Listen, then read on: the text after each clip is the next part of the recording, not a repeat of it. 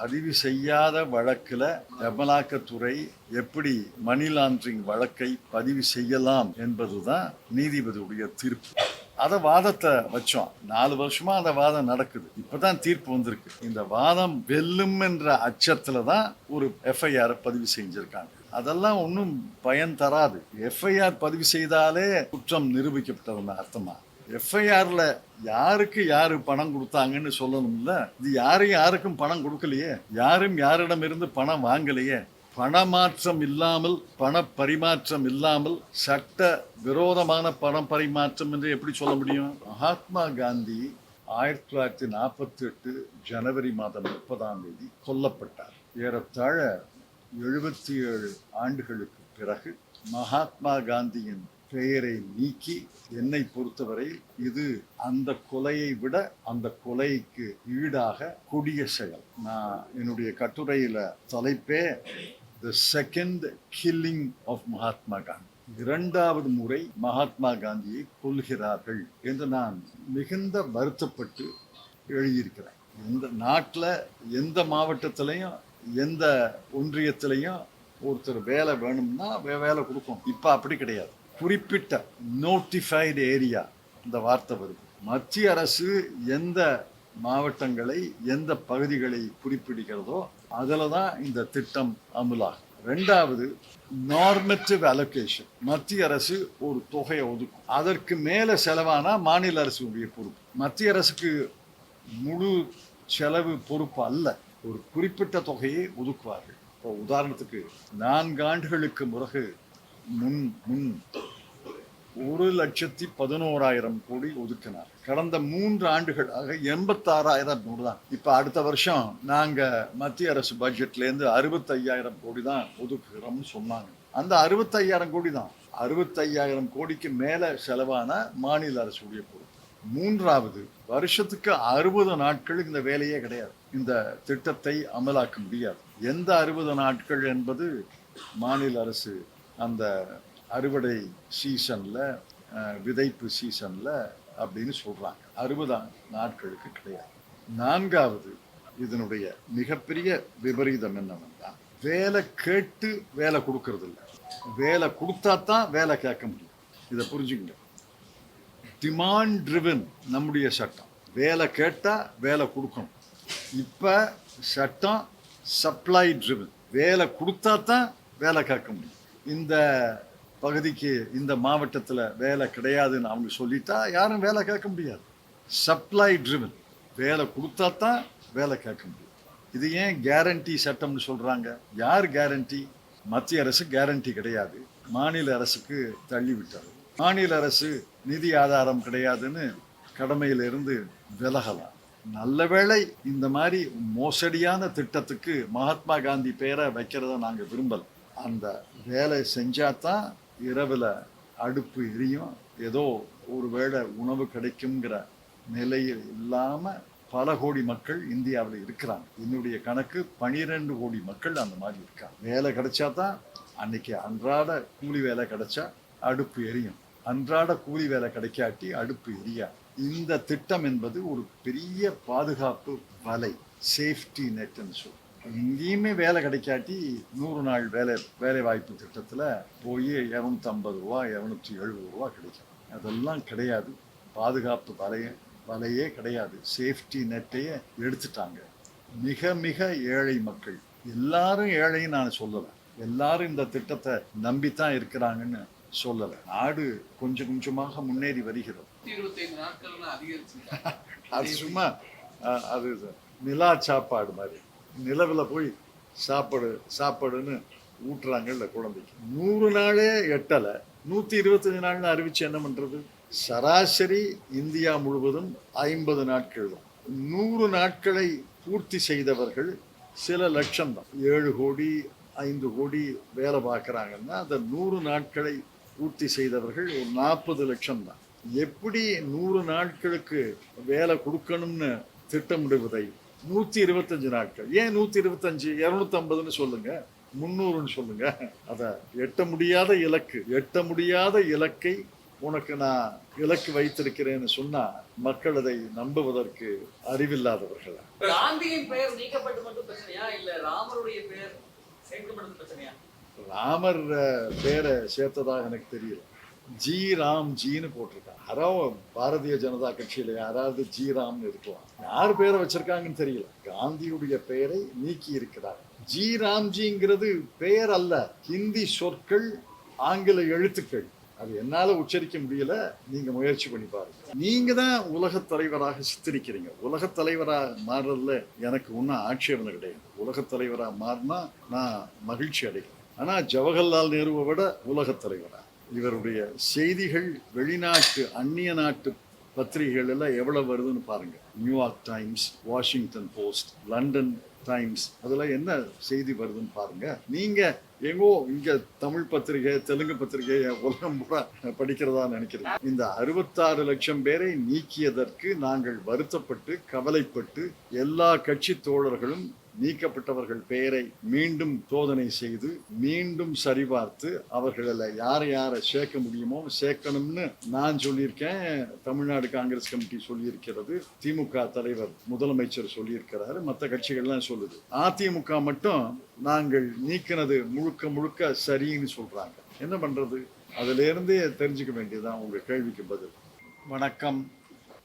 இன்று இரு பொருள்கள் குறித்து அகில இந்திய காங்கிரஸ் கமிட்டியின் சார்பில், தமிழ்நாடு காங்கிரஸ் கமிட்டியின் சார்பில் இந்த பத்திரிகையாளர்கள் சந்திப்பு நடைபெறுகிறது. ஒரு பொருள், நேஷனல் ஹெரால்ட் நிறுவனத்தினுடைய வழக்கு தொடுத்ததில் தீர்ப்பு. இரண்டாவது பொருள், மகாத்மா காந்தி ஊரக வேலைவாய்ப்பு உறுதி திட்டம். ஆக முதல் பொருளை பற்றி சில நிமிடங்கள் பேசுகிறேன். அதில் கேள்வி கேளுங்க. அடுத்த பொருளை பற்றி அடுத்த சில நிமிடங்களிலே பேசுகிறேன். முதல் பொருள், நேஷனல் ஹெரால்ட் சம்பந்தப்பட்ட வழக்கு திருமதி சோனியா காந்தி, திரு ராகுல் காந்தி மற்றவர்கள் மீது தொடுக்கப்பட்ட ஜோடிக்கப்பட்ட வழக்கு. இந்த வழக்கில் நீதிபதி அவர்கள் சிறந்த தீர்ப்பை வழங்கியிருக்கிறார்கள். பணப்பரிமாற்றம் என்பது குற்றம் அல்ல. நாள்தோறும் ஒவ்வொருவரும் பணப்பரிமாற்றம் செய்கிறோம். சம்பளம் வாங்கும்போது பணப்பரிமாற்றம், சம்பளம் கொடுக்கும்போது பணப்பரிமாற்றம், கடையில் ஒரு பொருளை வாங்கும்போது விற்கும்போது பணப்பரிமாற்றம் தான். சட்டவிரோதமான பணப்பரிமாற்றம் தான் குற்றம். Prevention of money laundering act என்பதில் சட்ட பூர்வமான அல்லாத சட்டத்தை மீறிய பணப்பரிமாற்றம் தான் குற்றம். அதுக்கு முதல்ல ஒரு குற்றம் நடைபெறும். அந்த குற்றத்தில் காவல்துறையோ அல்லது புலனாய்வுத்துறையோ அல்லது மத்திய புலனாய்வுத்துறையோ ஒரு வழக்கு பதிவு செய்யலாம். அந்த வழக்கில் இந்த குற்றத்தை இவர்கள் செய்திருக்கிறார்கள் என்று குற்றம் சாட்டணும். அந்த குற்றத்தை பதிவு செய்த பிறகுதான் அமலாக்கத்துறை சட்ட விரோதமான பணப்பரிமாற்றம் என்ற வழக்கு தொடங்கலாம். இதில் எந்த காவல்துறையும் எந்த புலனாய்வுத்துறையும் மத்திய புலனாய்வுத்துறை எந்த வழக்கையும் பதிவு செய்யலை. எஃப்ஐஆரே கிடையாது. எஃப்ஐஆரே இல்லாமல் ஒரு வழக்கில், முதல் தகவல் அறிக்கை இல்லாத ஒரு வழக்கில் அமலாக்கத்துறை ஒரு குற்றத்தை பதிவு செய்தது. அது சட்ட விரோதம். அதை ஆரம்ப காலத்திலிருந்தே சட்ட விரோதம்னு சொல்கிறோம். உதாரணத்துக்கு இந்த சட்டவிரோதமான பணப்பரிமாற்றம் நடந்ததாக சொல்லப்படுவது 2013ஆம் ஆண்டு ஒரு தனிநபர் ஒரு தனிப்பட்ட புகாரை நீதிமன்றத்தில் தாக்கல் செய்கிறார். அது எஃப்ஐஆர் அல்ல, அது அவருடைய தனிப்பட்ட குற்றச்சாட்டு. அதில் எந்த காவல்துறையும் எந்த புலனாய்வுத்துறையும் விசாரிக்கல. அந்த சூழ்நிலையில் பிறகு அமலாக்கத்துறை 2021ஆம் ஆண்டு வழக்கு பதிவு செய்கிறது. 2013 தனிப்பட்ட நபருடைய புகார், 2021 தான் அமலாக்கத்துறை ஒரு வழக்கை பதிவு செய்கிறது. 8 ஆண்டுகள் கழித்து 2021 அமலாக்கத்துறை பதிவு செய்த வழக்கில் ஏறத்தாழ இப்போ 4 ஆண்டுகள் கழித்து தீர்ப்பு வந்திருக்கிறது. தொடக்கத்திலே சொன்னோம், எஃப்ஐஆரே கிடையாது, எந்த புலனாய்வு துறையும் எந்த காவல்துறையும் இதில் வழக்கு பதிவு செய்யலை. ஆகவே சட்டவிரோதமான பணப்பரிமாற்றம் என்பது மணி லாண்ட்ரிங் என்பது எழவே கிடையாது அப்படின்னு சொன்னோம். மற்ற வாதங்கள்லாம் இருக்கு. இந்த வாதத்தை ஏற்றுக்கொண்டு நீதிபதி அவர்கள் தீர்ப்பளித்திருக்கிறார்கள். முதல் குற்றம் predicate offense சொல்றாங்க. முதல் குற்றம் பதிவு செய்யாமல் இந்த 2வது குற்றத்தை பதிவு செய்யவே முடியாது.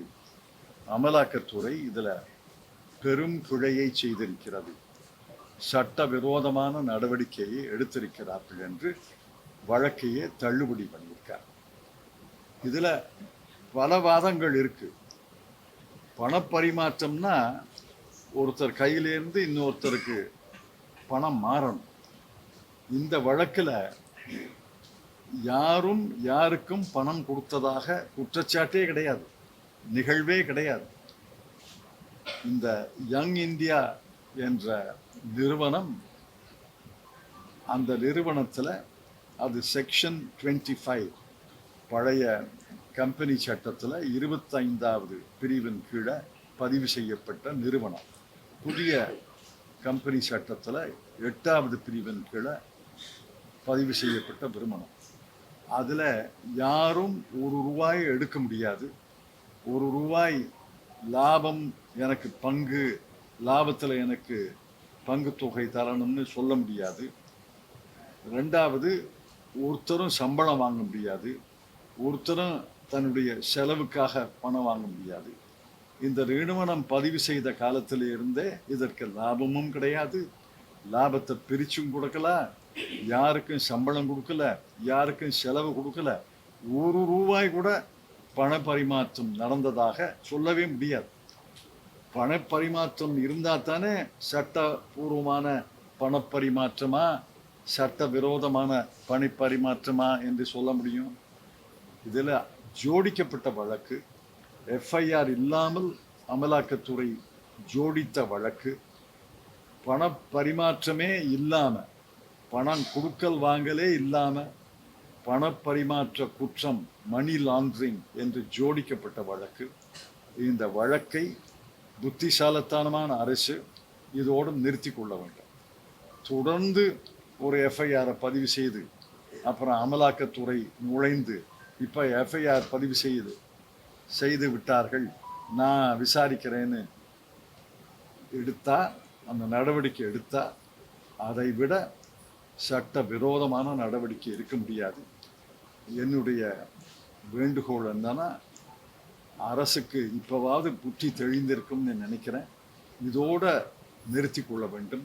திருமதி சோனியா காந்தி, திரு ராகுல் காந்தி அவர்கள் மீது தொடர்ந்து பழிவாங்கும் நடவடிக்கை எடுக்கக்கூடாது என்பது எங்களுடைய கருத்து.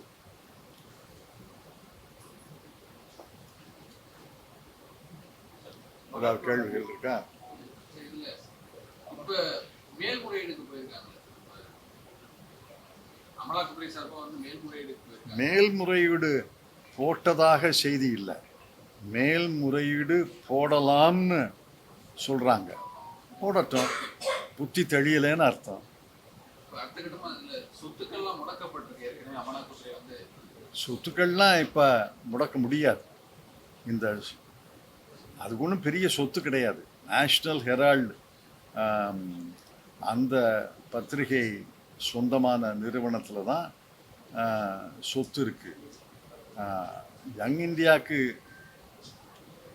யங் இந்தியா என்பது ஒரு பங்குதாரர், ஷேர். அதுக்கு ஒன்றும் சொத்து கிடையாது, ஷேர் தான். அந்த ஷேருக்கு என்ன மதிப்புன்னு யாராவது வாங்கினாங்களா, விற்றாங்களா? ஒன்றுமே கிடையாது. ₹1 கூட டிரான்சாக்ஷன் பண்ண முடியாதுன்னும் போது எதன் அடிப்படையில் அமலாக்கத்துறை 2001 இந்த வழக்கை பதிவு செஞ்சாங்க? அது அவர்களை தான் கேட்கணும். முதல்ல அன்னைக்கு அமலாக்கத்துறையில் இருந்த அதிகாரி இதில் ஒன்றும் வழக்கே கிடையாதுன்னு முடிச்சிட்டார். அதுக்கப்புறம் அந்த அதிகாரியை மாற்றி, அதற்காகத்தான் பழி வாங்கி மாற்றி புதிய அதிகாரியை போட்டு அவர் வழக்கு பதிவு செய்யலாம்னு. இது வழக்கமாக மோடி அரசில் நடப்பது தானே. ஒரு அதிகாரி சட்டபூர்வமாக நடந்து கொண்டால் அவரை மாற்ற வேண்டியது, அப்புறம் தனக்கு கீழ்ப்படிதல் உள்ள ஒரு அதிகாரியை போட்டு வழக்கு பதிவு செய்வது.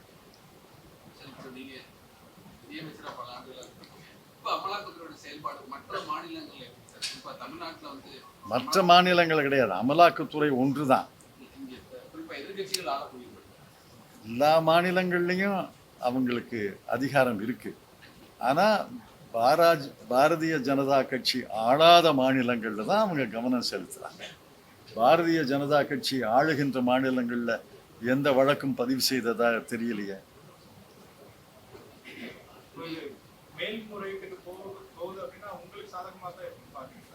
அது தெரியாது. மேல்முறையீட்டுக்கு போகட்டும், எங்களுக்கு வலுவான வாதம் இருக்குன்னு நாங்கள் நம்புகிறோம். மேல்முறையீடு கோர்ட்டு என்ன தீர்ப்பு சொல்லுதுன்னு பார்ப்போம்.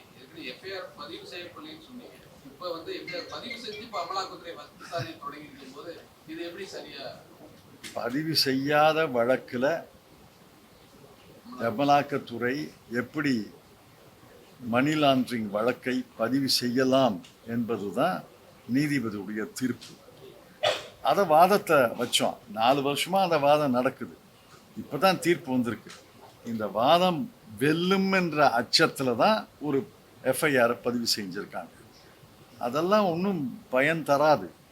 எஃப்ஐஆர் பதிவு செய்தாலே வழக்கு குற்றம் நிரூபிக்கப்பட்டதுன்னு அர்த்தமா? எஃப்ஐஆரில் யாருக்கு யார் பணம் கொடுத்தாங்கன்னு சொல்லணும்ல. இது யாருக்கும் பணம் கொடுக்கலையே, யாரும் யாரிடமிருந்து பணம் வாங்கலையே. பணமாற்றம் இல்லாமல், பண பரிமாற்றம் இல்லாமல் சட்ட விரோதமான பணம் பரிமாற்றம் என்று எப்படி சொல்ல முடியும்? அமலாக்கத்துறையோட வழக்கு விசாரணையில பெரும்பாலான வழக்குகள் இதுவரை வந்து குற்றத்தை நிரூபிக்க முடியல, தண்டனை வாங்கி கொடுத்து அந்த புள்ளி விவரம் சொல்லுது. அதை எப்படி பாக்குறீங்க? புள்ளி விவரங்கள்லாம் எனக்கு தெரியாது. ஆனால் பெரும்பான்மையான வழக்குகளில் அவர்களுக்கு எதிராகத்தான் தீர்ப்பு வந்திருக்குன்னு நீங்கள் சொல்கிறத நான் ஆமோதிக்கிறேன். சார், அமலாக்கத்துறை தமிழ்நாடு பொறுத்த வரைக்கும் பல கேஸ்கள் டிஎம்கேவே டார்கெட் பண்ணி பண்ண மாதிரி பண்ணாங்க. போதைப்பொருள் கேஸ் வேற என்ன பண்ணுவாங்க? ஆகாஷ் பாஸ்கர் ஒரு கேஸ் பண்ணுவாங்க. அதை கூட ரீசெண்டா கோர்ட்ல அவங்க வந்து மன்னிப்பு கேட்க முடியாச்சு. அவங்க செயல்பாடு திமுகவை வந்து தனிப்பட்ட முறையில் டார்கெட் பண்ற மாதிரி இருக்கும். Adding to that commissioner of போலீஸ்க்கு வந்து போலீஸ் கம்ப்ளைண்ட் ரெஜிஸ்டர் பண்ணனும், எஃப்ஐஆர் ரெஜிஸ்டர் பண்ணனும்னே கூட ஆட் பண்ணிருக்காங்க. இதே எக்ஸிஸ்டிங் கேஸ் விஷயத்துல அதெல்லாம் தீர்ப்பு வரட்டும். அவங்களுக்கு இந்த நீதிபதி தீர்ப்பு பாடமாக இருக்கும் என்று நான் நம்புகிறேன். பாடம் கற்றுக்காட்டி என்ன பண்ணுறது? வகுப்பறைகளில் ஆசிரியர் நல்லா தான் பாடம் சொல்கிறாரு, சில மாணவர்கள் படிக்கவே மாட்டேங்கிறாங்கன்னா நான் என்ன பண்ணுறது? இந்த வழக்குகள் காங்கிரஸ் தோல்விக்கு ஒரு காரணம் அப்படின்னு பார்க்குறீங்க? இந்த வழக்கு தோல்விக்கு காரணம்னு சொல்ல முடியாது. இந்த வழக்கை ஒற்றி சித்தரிக்கப்பட்ட சித்திரம், அந்த நெரட்டிவ்னு சொல்கிறாங்களே ஆங்கிலத்தில், ஒரு சித்திரம் சில நேரங்களில் சில மாநிலங்களில் எங்களை பாதிக்குது. ஏன்னா மக்கள் மத்தியில் ஊடகங்கள் இதை பெரிதுபடுத்தி போடுறாங்க. நீங்கள் தான், வேற யாரு? அந்த வழக்கினுடைய உண்மையை தெளிவுபடுத்தாம அரசு சொல்றதையெல்லாம், அமலாக்கத்துறை சொல்றதையெல்லாம் பெரிதுபடுத்தி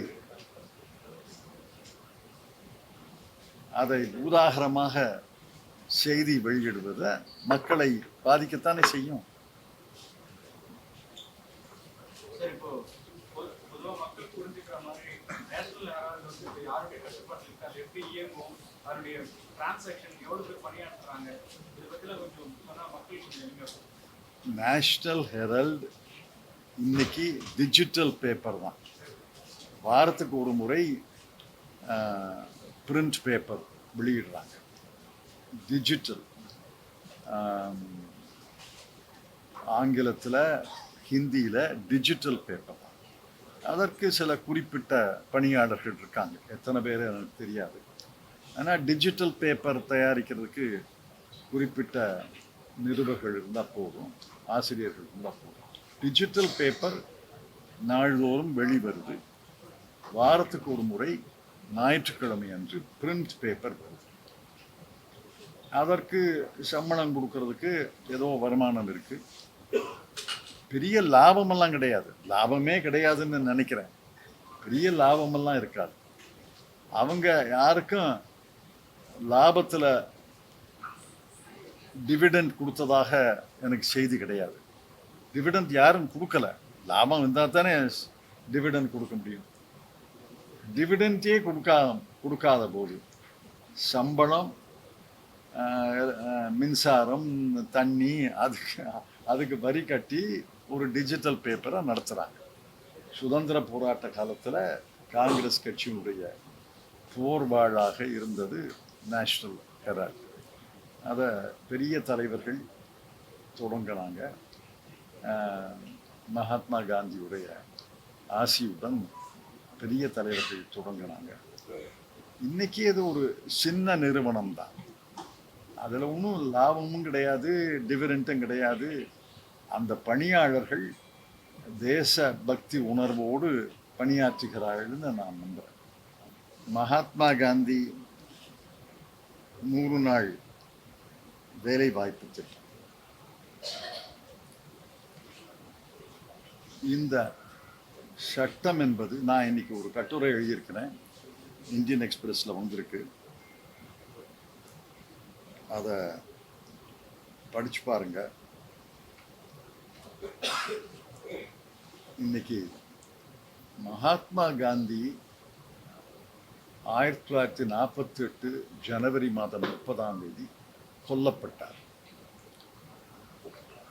ஏறத்தாழ 77 ஆண்டுகளுக்கு பிறகு மகாத்மா காந்தியின் பெயரை நீக்கி, என்னை பொறுத்தவரை இது அந்த கொலையை விட அந்த கொலைக்கு ஈடாக கொடிய செயல்.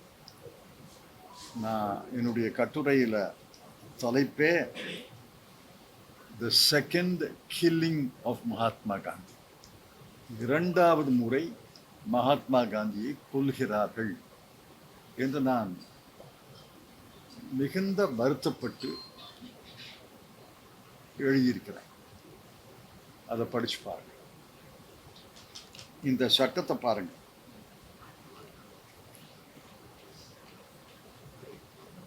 இந்த சட்டம் என்பது மகாத்மா காந்தியின் பெயரை எடுப்பது ஒன்று, வாயிலேயே நுழையாத ஒரு பெயரை வச்சிருக்கிறது ஒன்று. ஹிந்தி சொற்களை ஆங்கில எழுத்துல எழுதுனா, Hindi words in English letters, அது ஹிந்தியா ஆங்கிலமா? இது ஹிந்தியும் அல்ல, ஆங்கிலமும் அல்ல. ஹிந்தி சொற்களை ஆங்கில எழுத்துக்களில் எழுதுவது. உதாரணமா, தமிழ் சொற்களை வங்காள எழுத்துக்களில் எழுதுனா தமிழர்களுக்கும் புரியாது, வங்காளிகளுக்கும் புரியாது. ஹிந்தி சொற்களை ஆங்கில எழுத்துக்களில் எழுதுனா ஆங்கிலம் தெரிந்தவர்களும் புரியாது, ஹிந்தி தெரிந்தவர்களுக்கும் புரியாது. யாருக்கு புரியுது இது? அமைச்சர்களுக்கே புரியல. என்னமோ VBG ராம் ஜி அப்படின்னா என்ன அர்த்தம்? மகாத்மா காந்தியை விட இந்த திட்டத்துக்கு பொருத்தமான பெயரா? அது ஒரு பக்கம் இருக்கு. இந்த சட்டம், இந்த சட்டத்தின் கீழே வடிவமைக்கும் புதிய திட்டத்தில் பொருட்களை பாருங்க. ஒன்று, நம்முடைய 100 நாள் வேலை திட்டம் என்பது எல்லாருக்கும் பொருந்தும். யார் வேணாலும் வேலைக்கு பதிவு செய்யலாம். இந்தியா முழுவதுக்கும் பொருந்தும். எல்லா மாவட்டங்களுக்கும், எல்லா மாநிலங்களுக்கும் பொருந்தும். கேரண்டி இருந்தது. ரெண்டாவது, இந்த ஊதியங்களை மத்திய அரசு பொறுப்பெடுத்தது. இந்த பணத்துக்கு மத்திய அரசு பொறுப்பு. மூணாவது, மாநில அரசினுடைய பங்களிப்பு என்பது 25% மெட்டீரியல் காஸ்ட். அந்த பொருள்களை பயன்படுத்தினா அதற்கு 25% தான் மாநில அரசுகளுடைய பங்களிப்பு. மொத்த ஊதியங்கள் மத்திய அரசினுடைய பொறுப்பு. பொருள்களின் செலவில் 75% மத்திய அரசின் பொறுப்பு. நாலாவது, யாருக்காவது வேலை கேட்டு வேலை மறுக்கப்பட்டா வேலையின்மை அலவன்ஸ் தரணும். ஐந்தாவது, காலப்போக்கில் இந்த திட்டம் பெரும்பகுதி தமிழ்நாட்டை பொறுத்த வரைக்கும் 90-95% பெண்களுக்கு பங்களித்தது, பெண்களுக்கு வேலை கொடுத்தது. இந்த திட்டத்தினுடைய நோக்கம் என்ன? 2004ஆம் ஆண்டு இந்த திட்டத்தை நான் 2004-2005 வரவு செலவு திட்டத்தில், பட்ஜெட்டில் அறிவித்த போது அதற்கு பின்னாடி நீண்ட நெடிய கலந்தாலோசனை இருந்தது. திருமதி சோனியா காந்தி, டாக்டர் மன்மோகன் சிங், அது கூட்டணி ஆட்சி என்பதால் கூட்டணி கட்சிகளுடைய தலைவர்கள், பொருளாதார நிபுணர்கள், நிர்வாகத்தினர், அதிகாரிகள், சமூகியல் அறிஞர்கள் எல்லாரையும் கலந்து அதை மிக ஆலோசித்து அதனுடைய சாதக பாதகங்களை எல்லாம் விவாதித்து இந்த சட்டத்தை உருவாக்கி, இந்த சட்டத்தை நான் அறிவித்தோம். 2004-2005 வரவு செலவு திட்டத்தில் நான் உரையாற்றும் போது இதை அறிவித்தேன். டிசம்பர் மாதம் தான் அந்த சட்டம், வரைவு சட்டம் தாக்கல் செய்யப்பட்டது. ஆக ஒரு 8-6-7 மாதங்கள் விரிவான கலந்தாலோசனை, எல்லாரையும் கலந்து தான் இந்த வரைவு சட்டம் அறிமுகப்படுத்தது.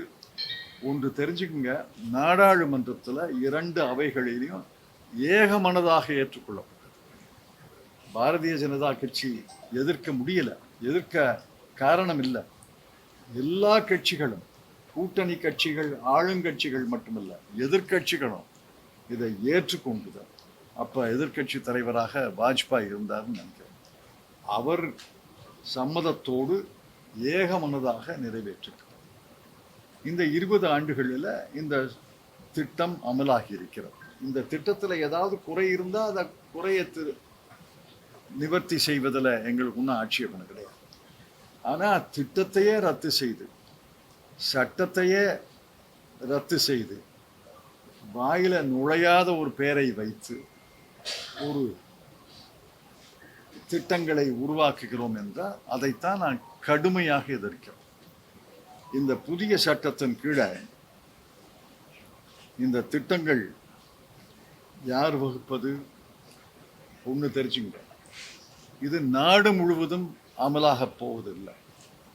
மத்திய அரசு எந்த மாவட்டங்களை குறிப்பிடுகிறதோ அந்த மாவட்டங்களில் மட்டும்தான் இந்த திட்டம். நாங்கள் செயல்படுத்திய திட்டம் நாடு முழுவதும்.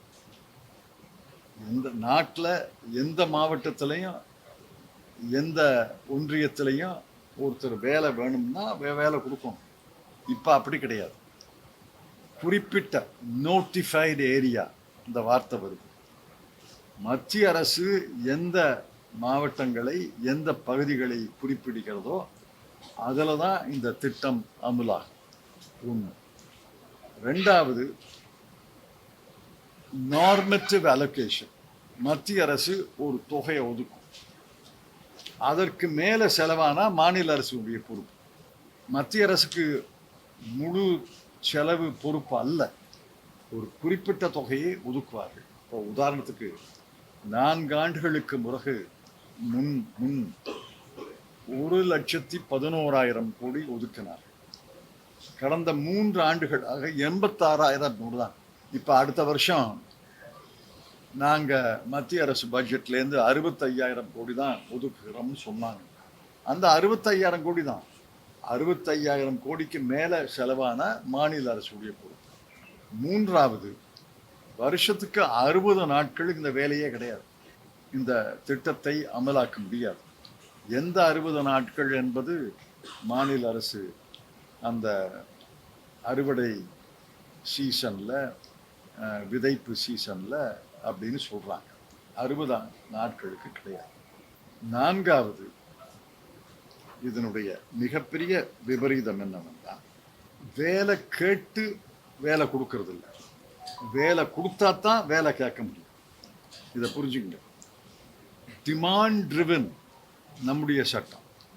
வேலை கேட்டால் வேலை கொடுக்கணும். இப்போ சட்டம் சப்ளை ட்ரிவன். வேலை கொடுத்தா தான் வேலை கேட்க முடியும்.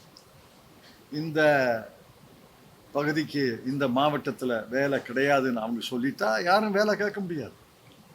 Supply driven. வேலை கொடுத்தா தான் வேலை கேட்க முடியும். விபரீதமான ஒரு ஷரத்து என்னன்னா, மாநில அரசினுடைய நிதி ஆதாரத்தை பொறுத்து தான் மாநில அரசுக்கு இந்த கடமை இருக்கிறது. முன்னாடி மத்திய அரசுக்கு இந்த கடமை இருந்தது.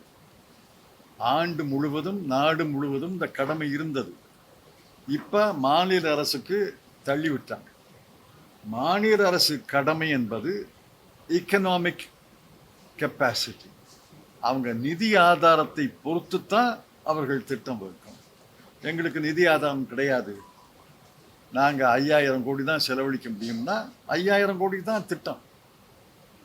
இப்போ நடப்பு ஆண்டில் 25,000 கோடி செலவழிச்சிருக்காங்கன்னு. நாளைக்கு ஒரு மாநில அரசு எனக்கு நிதி ஆதாரம் கிடையாது, நான் 5,000 கோடி தான் செலவழிப்பேன், 1,000 கோடி தான் செலவழிப்பேன்னா இந்த திட்டம் நடைபெறாது.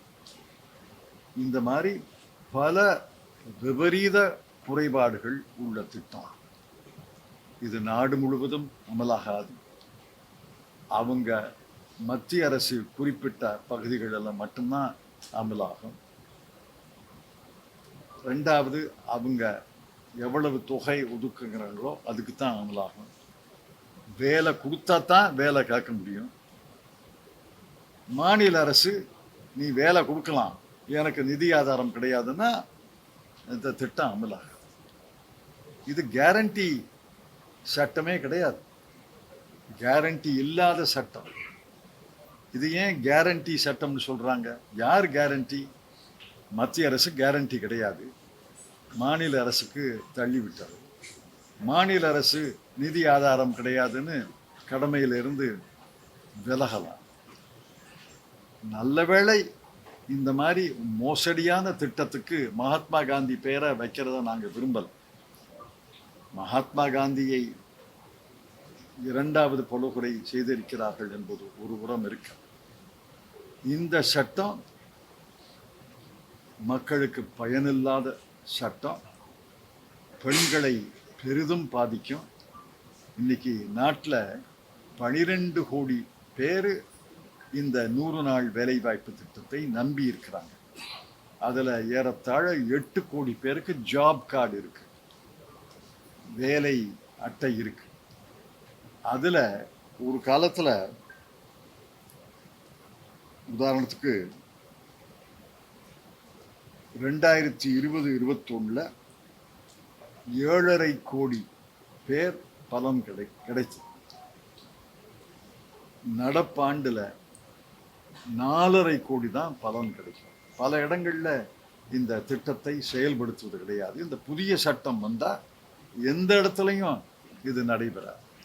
அவர்களுக்கு தேவையான இடங்கள்ல தேவையான காலங்கள்ல அமல் செய்வாங்க. என்ன ஆகும்னு சொல்றேன். தேர்தலுக்கு முன்னாடி பாரதிய ஜனதா கட்சி ஆளுகின்ற மாநிலங்கள்ல இந்த திட்டத்தை அறிவிப்பாங்க. பாரதிய ஜனதா கட்சி ஆளாத மாநிலங்கள்ல ஒரு மாவட்டத்தை அறிவிப்பாங்க. இப்ப தமிழ்நாட்டில் இந்த 38 மாவட்டங்கள்ல தேர்தல் காலத்துல தேர்தலுக்கு முன்னாடி ஒரு 6 மாசம் 3 மாவட்டத்துல தான் நாங்க செயல்படுத்துறோம்னு சொன்னா என்ன பண்றது? அவங்க ஆளுகின்ற மாவட்டங்கள்ல மாநிலங்கள்ல எல்லா மாவட்டத்திலையும் குறிப்பிடுவாங்க. ஒண்ணு. ரெண்டாவது, இந்த திட்டம் செயல்படக்கூடாதுன்னு நினைச்சாங்கன்னா மாநில அரசு என்ன சொல்லும்? எனக்கு 40 மாவட்டங்கள் இருக்கு, நீ தயவு செய்து 40 மாவட்டங்கள்லயும் அமல் செய்யால, ஒரு 5 மாவட்டத்தை ஒப்புக்காக செய்யுன்னு சொல்லுவோம். 5 மாவட்டத்துல செய்யும் போது அவங்க எனக்கு பெரிய தொகையை ஒதுக்கிறாது, நீ 60 ரூபா கொடுத்தா நான் 40 ரூபா கொடுக்கணும், 10 கோடி கொடுத்தா நான் 4 கோடி, நான் ஒரு 6 கோடி கொடுத்தா நான் 4 கோடி கொடுக்கணும், 2 கோடி கொடு, 2 கோடி கொடுத்தா நான் 1.5 கோடி கொடுக்குறோம் அப்படின்னு சொல்லுவோம். இதெல்லாம் கேரண்டி திட்டமே கிடையாது. கேரண்டி இல்லாத திட்டம். இதுல யார் பாதிக்கப்படுவார்கள்? பரம ஏழைகள் தான் மிக மிக ஏழைகள். அந்த வேலை செஞ்சாதான் இரவுல அடுப்பு எரியும், ஏதோ ஒருவேளை உணவு கிடைக்குங்கிற நிலையில் இல்லாம பல கோடி மக்கள் இந்தியாவில் இருக்கிறாங்க. என்னுடைய கணக்கு 12 கோடி மக்கள் அந்த மாதிரி இருக்காங்க. வேலை கிடைச்சாதான், அன்னைக்கு அன்றாட கூலி வேலை கிடைச்சா அடுப்பு எரியும், அன்றாட கூலி வேலை கிடைக்காட்டி அடுப்பு எரியாது. இந்த திட்டம் என்பது ஒரு பெரிய பாதுகாப்பு வலை, சேஃப்டி நெட்னு சொல்லுவோம். எங்கேயுமே வேலை கிடைக்காட்டி 100 நாள் வேலை வாய்ப்பு திட்டத்தில் போய் 250 ரூபா 270 ரூபா கிடைக்கும். அதெல்லாம் கிடையாது. பாதுகாப்பு வலையே கிடையாது. சேஃப்டி நெட்டையே எடுத்துட்டாங்க. மிக மிக ஏழை மக்கள், எல்லாரும் ஏழைன்னு நான் சொல்லலை, எல்லாரும் இந்த திட்டத்தை நம்பித்தான் இருக்கிறாங்கன்னு சொல்லலை. நாடு கொஞ்சம் கொஞ்சமாக முன்னேறி வருகிறது. நம்ம காலத்தில் 8%, இவங்க காலத்தில் 6% என்பது முன்னேற்றம் தான். நம்ம காலத்தில் வளர்ச்சி விகிதத்தை விட குறைந்த வளர்ச்சி விகிதம் தான். ஆனால் வளர்ச்சி இருக்கு. அந்த வளர்ச்சியில ஒரு 10-12 கோடி பேர் பலன் பெறலை. அதுதான் உண்மை. எல்லா கிராமத்திலையும் ஒரு 5 குடும்பம் 6 குடும்பம் 10 குடும்பம் இருக்கு. பரம ஏழைகளாக இருக்கிறார். அவங்களுக்கு கல்வி கிடையாது, வேலை கிடையாது. அவர்கள் இந்த திட்டத்தை நம்பி இருந்தாங்க. இந்த திட்டத்தை நம்பி இருக்க முடியாது. அவர்கள் பல குடும்பங்கள்ல 30 நாட்கள்ல ஒரு 7-8 நாட்கள் பட்டினியா தான் படுக்கப்போம். இதை கடுமையாக எதிர்க்கிறோம். இன்று காலை திருமதி சோனியா காந்தி அவர்கள் ஒரு வீடியோ பதிவு செய்திருக்கிறார்கள். அந்த வீடியோ ஹிந்தியில பதிவு செய்திருக்கிறார்கள். ஆங்கில மொழிபெயர்ப்பு வந்திருக்கிறது. அதை தமிழ்லையும் ஊடகங்கள் மொழிபெயர்த்து வெளியிடும் என்று நம்புகிறேன். காங்கிரஸ் கட்சி இதை உறுதியாக எதிர்க்கும். கிராமமாக இந்த எதிர்ப்பு எழும். வீடு வீடாக இந்த மோசடியை அம்பலப்படுத்துவோம். இந்த சட்டம் ரத்தாகும் வரை எங்கள் போராட்டம் நடைபெறும் என்று தெரிவிக்கிறேன்.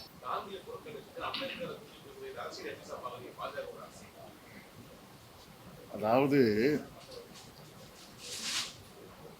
உங்களுக்கு மறந்திருக்கலாம், 2015 ஆண்டு பிப்ரவரி மாதம் 28ஆம் தேதி அவர் பிரதமராக வந்து 7 மாதங்கள் கழித்து பிரதமர் நரேந்திர மோடி அவர்கள் நாடாளுமன்றத்தில் உரையாற்றினார். என்ன சொன்னாரு? நான் இந்த மகன்ரேகா திட்டத்துக்கு விரோதி, ஆனால் என்னுடைய அரசியல் உள்ளுணர்வு என்ன சொல்கிறது என்றால், இந்த மகன்ரேகா திட்டத்தை ரத்து செய்யாதே என்று சொல்கிறோம். காரணம், இந்த மகன்ரேகா திட்டம் என்பது ஐக்கிய முற்போக்கு கூட்டணி அரசனுடைய தோல்வியினுடைய நினைவு சின்னமாகும். எங்களுடைய அரசனுடைய தோல்வியினுடைய நினைவு சின்னமாக இருக்கும். ஆங்கிலத்தில் அவர் சொன்னது, my political sense tells me never to scrap Maganrega. It is a living monument to your failures. எங்களை பார்த்து நாடாளுமன்றத்தில் சொன்னார். இன்னைக்கு இதை ரத்து செய்திருக்கிறாருன்னா இதற்கு பதிலாக ஒரு மோசடியான ஒரு திட்டத்தை அறிவிக்கிறார். இதை பறைசாற்றுவாங்க. ஊர் ஊராக சென்று நரேந்திர மோடி அவர்கள் பேசுவார். இந்த திட்டத்தினுடைய பெருமைகளை எல்லாம் பேசுவார். எதிரில் யாராவது பத்திரிகையாளர் இருந்தால் தானே கேள்வி கேட்கறதுக்கு. மக்கள் கேள்வியை கேட்குறாங்க, அவர் பாட்டுக்கு பேசிட்டு போயிடுவார். அதை ஊடகங்கள் பெருசாக போடும், நாள்தோறும் போடும். இப்போ தேர்தல் வருதில்ல, 5-6 மாநிலங்களில் நாள்தோறும் சென்று முழங்குவார். இந்த திட்டத்தினுடைய பெருமையெல்லாம் சொல்வார். இதில் எந்த பெருமையும் கிடையாது. இது ஏழை எளிய மக்களுக்கு விரோதமான சட்டம். இந்த திட்டத்தில் இது ஒரு செல்லரித்த திட்டத்தை தான் மாநில அரசுகள் அறிவிக்க முடியும். இதை எதிர்த்து காங்கிரஸ் கட்சி தொடர்ந்து போராடும். ஏற்கனவே 100 நாட்கள் முழுமையா வேலை கொடுக்கல, 45 நாட்கள் 50 நாட்கள் தான் ஆண்டுக்கு வேலை கொடுக்குறாங்க. அது சரிதான். 125 நாட்கள்னு அதிகரிச்சு அது சும்மா அது நிலா சாப்பாடு மாதிரி, நிலவில் போய் சாப்பாடுன்னு ஊட்டுறாங்கல்ல குழந்தைக்கு. 100 நாளே எட்டலை, 125 நாள்னு அறிவிச்சு என்ன பண்றது? சராசரி இந்தியா முழுவதும் 50 நாட்கள் தான். 100 நாட்களை பூர்த்தி செய்தவர்கள் சில லட்சம் தான். 7 கோடி 5 கோடி வேலை பார்க்குறாங்கன்னா அந்த 100 நாட்களை பூர்த்தி செய்தவர்கள் ஒரு 40 லட்சம் தான். எப்படி 100 நாட்களுக்கு வேலை கொடுக்கணும்னு திட்டமிடுவதை விட 125 நாட்கள், ஏன் 125, 250ன்னு சொல்லுங்க, 300ன்னு சொல்லுங்க. அதை எட்ட முடியாத இலக்கை உனக்கு நான் இலக்கு வைத்திருக்கிறேன்னு சொன்னா மக்கள் அதை நம்புவதற்கு அறிவில்லாதவர்கள். காந்தியின் பெயர் நீக்கப்பட்டு மட்டும் பிரச்சனையா, இல்ல ராமருடைய பெயர் சேர்க்கப்பட்டது பிரச்சனையா? ராமர் பேரை சேர்த்ததாக எனக்கு தெரியல. ஜி ராம் ஜின்னு போட்டிருக்காங்க. யாரோ பாரதிய ஜனதா கட்சியில யாராவது ஜி ராம்னு இருக்கலாம். யார் பேரை வச்சிருக்காங்கன்னு தெரியல. காந்தியுடைய பெயரை நீக்கி இருக்கிறார். ஜி ராம்ஜிங்கிறது பெயர் அல்ல, ஹிந்தி சொற்கள், ஆங்கில எழுத்துக்கள். அது என்னால உச்சரிக்க முடியல, நீங்க முயற்சி பண்ணி பாருங்க. Does Congress believe that this is a kind of way by the BJP to remove Gandhi or his identity? Of course, we strongly believe in that. According to me, it's a second killing of Mahatma Gandhi. He was killed once in January 30, 1948. They have killed him again. They killed his memory again last Friday. Sir, நாடு கொஞ்சம் கொஞ்சமா முன்னேறி வருதுன்ற வார்த்தை நீங்க சொல்லியிருந்தீங்க. அது எப்படி, எதனால அந்த வளர்ச்சி ஏற்பட்டது?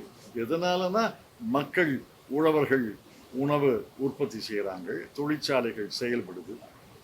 முன்னேற்றமே இல்லைன்னு சொல்ல முடியாது. 1% வளர்ச்சி இருந்தா கூட முன்னேற்றம் தானே. 2% வளர்ச்சி இருந்தா கூட முன்னேற்றம் தானே. முன்னேறவே இல்லைன்னு எப்படி சொல்ல முடியும்? நிறைய நாடுகள் வந்து இந்த கொரோனா காலகட்டத்தில் மிகப்பெரிய ஒரு ஸ்ட்ரகிளை சந்திக்கும் பொழுது இந்தியா வந்து அதை சரியா கையாண்டதாக ஒரு என்ன கையாண்டார்கள்? நீங்க தான் அதை ஊடகத்தில் பெரிதுபடுத்துறீங்க. கோடிக்கணக்கான மக்கள் பம்பாயில இருந்து, அகமதாபாத்ல இருந்து, ஹைதராபாத்ல இருந்து, பெங்களூர்ல இருந்து, தமிழ்நாட்டில் இருந்து நடந்தே சென்றார்கள் பீகாருக்கு, உத்தரப்பிரதேஷ்க்கு. அது கையாண்டதா? அது எப்படி கையாண்டதா சொல்றீங்க? பஸ் கிடையாது, ரயில் கிடையாது, வாகனங்களை ஏற்பாடு செய்யலை, பட்டினியோட ஏதோ சோற்று மூட்டையை தலையில் சுமந்து கொண்டு 10 நாள் 15 நாள் நடந்தாங்கல்ல, அதெல்லாம் பார்த்தீங்கல்ல. அதில் நடக்கும் போதே பல பேர் இறந்தாங்கல்ல, அதெல்லாம் பார்த்தீங்கல்ல. உச்சநீதிமன்றம் தலையிட்டு அசோக் பூஷன்ங்கிற நீதிபதியுடைய அமர்வு தான் தலையிட்டு பஸ்ஸு விடணும்னு சொன்ன பிறகு, ரயில் விடணும், விசேஷ ரயில், ஸ்பெஷல் ட்ரெயின், ஸ்பெஷல் பஸ் விடணும்னு சொன்ன பிறகு 10 நாட்கள் கழித்து அங்கங்கே ஒரு பஸ்ஸு ஒரு ரயிலை விட்டாங்க. கோடிக்கணக்கான பேர் நடந்தே போனார்கள். மறந்துடாதீங்க. இந்தியா முழுவதும் இதுக்கு முன்னாடி இந்த பிரதமர்களை விட இப்ப இவர் வந்து ஒரு உலக தலைவரா வந்து எப்படி அது காங்கிரஸ் வந்து மௌனத்தினுடைய பின்னணியில இது என்ன உலகத் தலைவர்? நீங்க தான் உலகத் தலைவராக சித்தரிக்கிறீங்க. உலகத் தலைவராக மாறுறதுல எனக்கு ஒன்றும் ஆட்சேபனை கிடையாது. உலகத் தலைவராக மாறினா நான் மகிழ்ச்சி அடைகிறேன். ஆனால் ஜவஹர்லால் நேருவை விட உலகத் தலைவராக இவருடைய செய்திகள் வெளிநாட்டு அந்நிய நாட்டு பத்திரிகைகள் எல்லாம் எவ்வளோ வருதுன்னு பாருங்க. New York times, Washington post, London times, அதெல்லாம் என்ன செய்தி வருதுன்னு பாருங்க. நீங்க எங்கோ இங்க தமிழ் பத்திரிகை, தெலுங்கு பத்திரிகை உலகம் பூரா படிக்கிறதா நினைக்கிறீங்க. டாக்ஸ் ரிடக்ஷன் பண்ணாங்க, 12 lakh வரைக்கும் ஸ்லாப் வந்து இது பண்ணாங்க. சோ இதெல்லாம் அது பணவீக்கத்தின் காரணமாக ஒவ்வொரு நிதி அமைச்சரும் ஸ்லாபை இன்க்ரீஸ் பண்றாங்க. ஒவ்வொரு நிதி அமைச்சரும் ஸ்லாபை இன்க்ரீஸ் பண்றாங்க. பெட்ரோல் விலை என்ன, டீசல் விலை என்ன, பொருளாதாரத்துக்கு கூட போறாங்க. இந்த பொருளை பற்றி கேளுங்க. கிராம ஊராட்சிகள்ல இருக்கக்கூடிய இந்த 100 நாள் வேலை திட்டத்தை வந்து பேரூராட்சிகள், நகராட்சிகளுக்கு இப்போ வேணும்னு சொல்லி அங்க இருக்க மக்கள் எதிர்பார்க்கக்கூடிய நிலையில வந்து இப்ப நிதி குறைப்பு, நிதி குறைப்பு மட்டுமல்ல, நீங்க சொல்றது உண்மை. ஊரக பகுதிகள் எல்லாம் மட்டும்தான் இதை அமலாக்க முடியும் புதிய திட்டத்தை. நகர்ப்புற பகுதிகள் எல்லாம் அமலாக்கவே முடியாது, சட்டத்திலே இருக்கு. Rural communities and rural areas என்ற வாசகம் இருக்கு. இந்த புதிய திட்டம் rural communities and rural areas, town பஞ்சாயத்தில், பேரூராட்சியில், நகரப்புறங்களில் அமலாக்கவே முடியாது.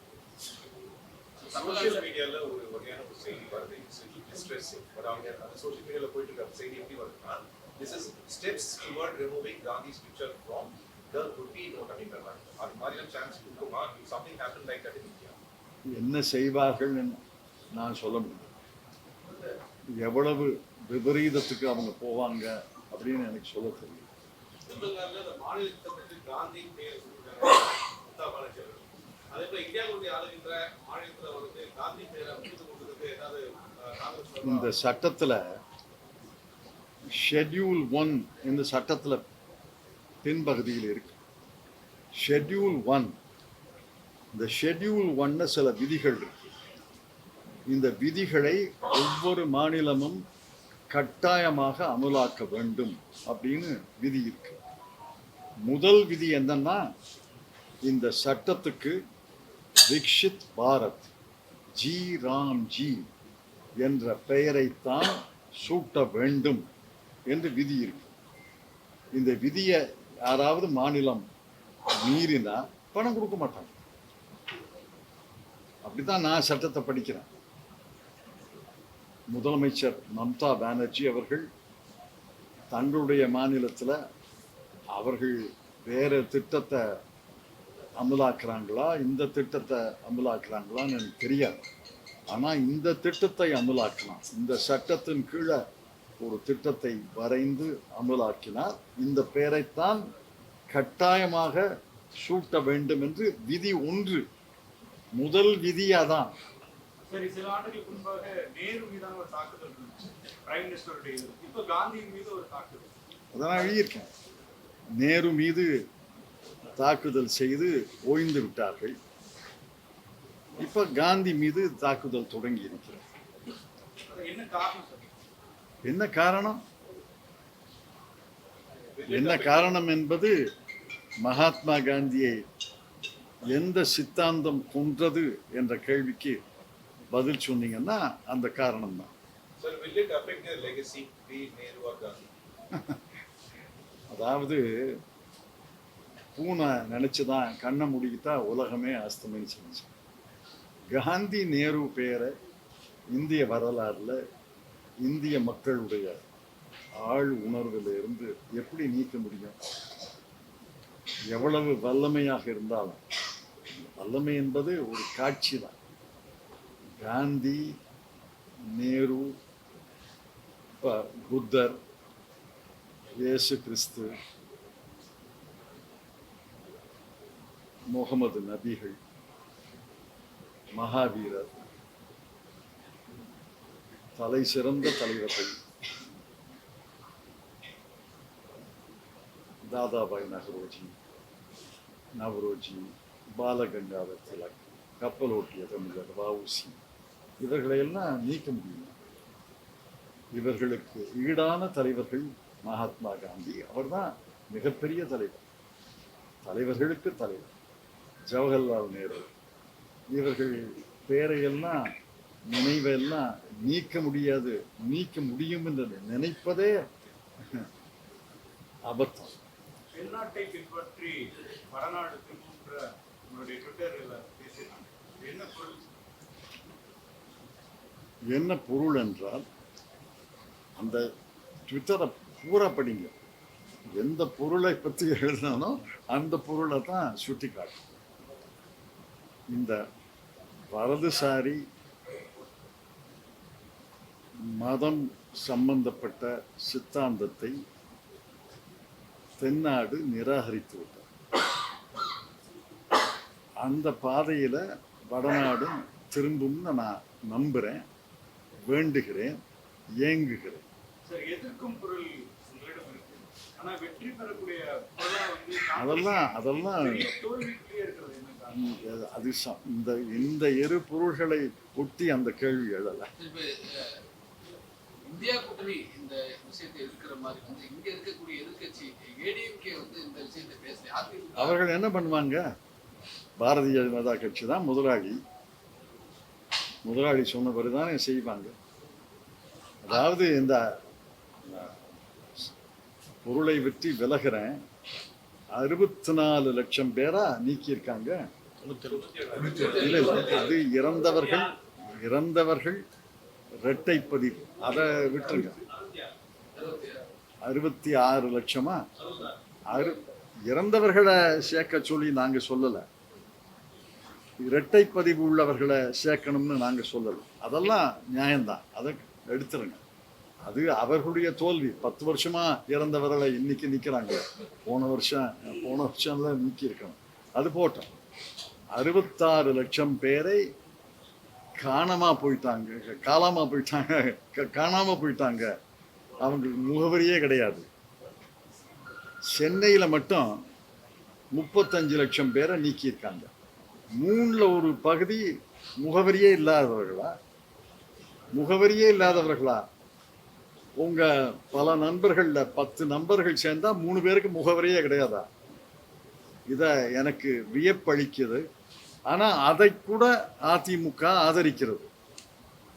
இந்த 66 லட்சம் பேரை நீக்கியதற்கு நாங்கள் வருத்தப்பட்டு கவலைப்பட்டு எல்லா கட்சி தோழர்களும் நீக்கப்பட்டவர்கள் பெயரை மீண்டும் சோதனை செய்து மீண்டும் சரிபார்த்து அவர்களை யாரை சேர்க்க முடியுமோ சேர்க்கணும்னு நான் சொல்லியிருக்கேன்.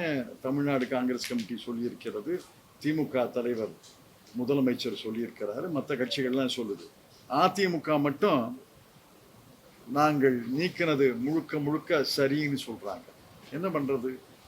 அதுல இருந்தே தெரிஞ்சுக்க வேண்டியதுதான் உங்க கேள்விக்கு பதில். பாஜக முதலாளின்னு சொல்றீங்க, அதிமுக செயல்பாடு அடுத்த கட்டம் அது அவங்கள கேட்கணும். நன்றி, வணக்கம்.